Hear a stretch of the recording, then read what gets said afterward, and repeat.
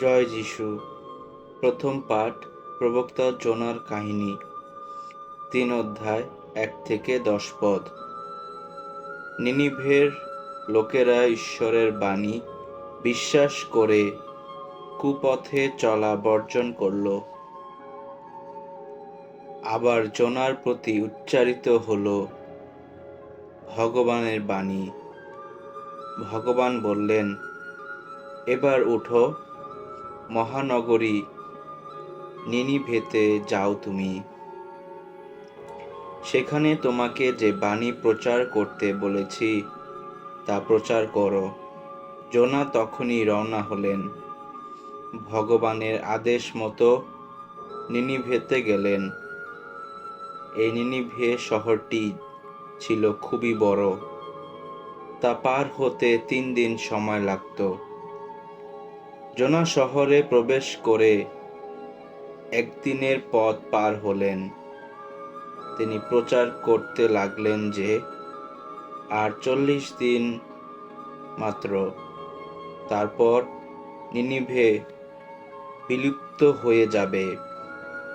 নিনিভের লোকেরা ঈশ্বরের বাণী বিশ্বাস করল। তারা এক বিশেষ উপবাস পালনের কাল ঘোষণা করল।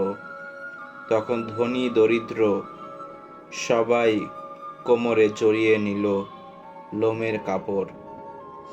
এই খবর যখন নিনিভের রাজার কানে গেল, তখন সিংহাসন ছেড়ে তিনি উঠলেন এবং নিজের রাজপোশাক খুলে ফেলে লোমের কাপড় পরলেন আর ছাইয়ের গাদায় গিয়ে বসলেন।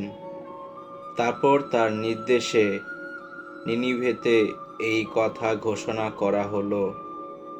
রাজা ও প্রধান রাজপুরুষেরা এই আদেশ জারি করেছেন, কোনো মানুষ বা পশু, ছোট বড় যত গবাদি পশু, কোনো খাবার যেন স্পর্শ না করে। পশুরা কোথাও যেন চরে না বেড়ায়, এমনকি জলও যেন না খায়। মানুষ পশু সকলেই যেন লোমের কাপড় পরে থাকে। সবাই যেন মনে প্রাণে ঈশ্বরকে ডাকতে থাকে। প্রত্যেকে যেন কুপথে চলা বর্জন করে, নিজেদের হিংস্র আচরণ বর্জন করে। কি জানি, ঈশ্বর হয়তো তাতে সিদ্ধান্ত পাল্টাবেন। তার ওই সংকল্প পালন থেকে বিরতই হবেন। হয়তো তিনি তার ওই প্রচণ্ড ক্রোধ সংযত করবেন আর আমরাও বিনাশের হাত থেকে বাঁচতে পারব। তারা কি কি করছে, কিভাবে কুপথে চলা বর্জন করছে, সবই ঈশ্বর দেখতে পেলেন। তাই তাদের উপর যে অমঙ্গল তিনি ঘটাবেন বলেছিলেন, তিনি তখন তা ঘটানোর সংকল্প পালন বিরতই হলেন। ওই অমঙ্গল আর ঘটালেন না। এ হলো প্রভুর বাণী। ঈশ্বরকে ধন্যবাদ। সাম সঙ্গীত ৫১ অধ্যায়, ১ থেকে ২ পদ, ১০ থেকে ১১ পদ এবং ১৬ থেকে ১৭ পদ। ধো, হে দয়াল, অনুতপ্ত যারা, তাদের তুমি ফিরিয়ে দাও না কোনো দিন। আমার প্রতি সদয় হও, ওগো ঈশ্বর, তুমি তো করুণাময়। মুছেই ফেলো আমার সকল দোষ, তোমার কৃপা তো অসীম। ওগো, আমার সে অপরাধ নিঃশেষে ধুয়েই ফেলো। মোচন করো আমার সেই পাপের কালিমা। ওগো ঈশ্বর, আমার মধ্যে রচনা করো নির্মূল অন্তর। এখন এক সুদৃঢ় প্রাণ বক্ষে আমার, নতুন করেই জাগিয়ে তোলো তুমি। ওগো, তোমার সামনে থেকে আমায় তুমি ঠেলে দিও না দূরে। অন্তর থেকে ফিরিয়ে নিও না তোমার পূর্ণ প্রেরণা। আসলে তুমি যা চাও তা তো পশু বলিদান নয়। যা পেতে আশা করো তা তো পূর্ণাহুতির অর্ঘ্য নয়, ভগ্ন হৃদয়, এই তো তোমার কাছে গ্রহণীয় বলিদান। ওগো ঈশ্বর, ভগ্ন দীর্ণ প্রাণ, ওগো ঈশ্বর, তুমি তো উপেক্ষা করো না কোনোদিন। বাণী বন্দনা। প্রভু যীশু, জীবনময় ঈশ্বরের একমাত্র পুত্র, ধন্য তুমি। এখনো সময় আছে, এ কথা শোনাচ্ছেন স্বয়ং ভগবান।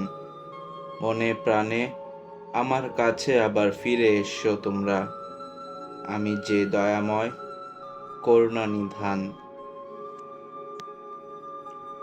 মঙ্গল সমাচার। লুকরচিত মঙ্গল সমাচার 11 অধ্যায় 29 থেকে 32 পদ। জোনার নির্দেশনের চেয়ে যিশুর মৃত্যু ও পুনরুত্থানের নির্দেশন মহৎ। তা মানুষের কাছে মন পরিবর্তনের আহ্বান জানায়। একদিন যিশুর চারপাশে বহু লোকের ভিড় জমছিল। তিনি তখন বলে উঠলেন, কি অসৎ এই প্রজন্মের লোকেরা! তারা কিনা অলৌকিক নিদর্শন দেখতে চায়, কিন্তু জোনার সেই নিদর্শন ছাড়া তাদের তো আর কোনো অলৌকিক নিদর্শনই দেখানো হবে না। কারণ জোনা যেমন নিনিভেবাসীদের কাছে নিজেই একটি নিদর্শন হয়ে দাঁড়িয়েছিলেন, তেমনি মানবপুত্রও এই প্রজন্মের লোকেদের কাছে ঠিক তাই হবে। মহাবিচারের সময় যখন এই প্রজন্মের লোকদের উঠে দাঁড়াতে হবে, তখন দক্ষিণ দেশের সেই রানীও উঠে তাদের দোষী সাব্যস্ত করবেন। কারণ সলোমনের মুখ থেকে পরম জ্ঞানের কথা শোনবার জন্যে তিনি পৃথিবীর সুদূর প্রান্ত থেকেই এসেছিলেন। অথচ এখানে তো সলোমনের চেয়ে মহতর কেউ রয়েছে। মহাবিচারের সময় যখন এই প্রজন্মের লোকদের উঠে দাঁড়াতে হবে, তখন নিনিভে নগরীর লোকেরাও উঠে তাদের দোষী সাব্যস্ত করবে। কারণ জোনার বাণী শুনে তারা অনুতাপ করেছিল। অথচ এখানে তো জোনার চেয়েও মহৎ কেউ আছেই। এ হলো প্রভুর মঙ্গলময় বাণী। খ্রিস্ট প্রভু তোমার প্রশংসা হোক।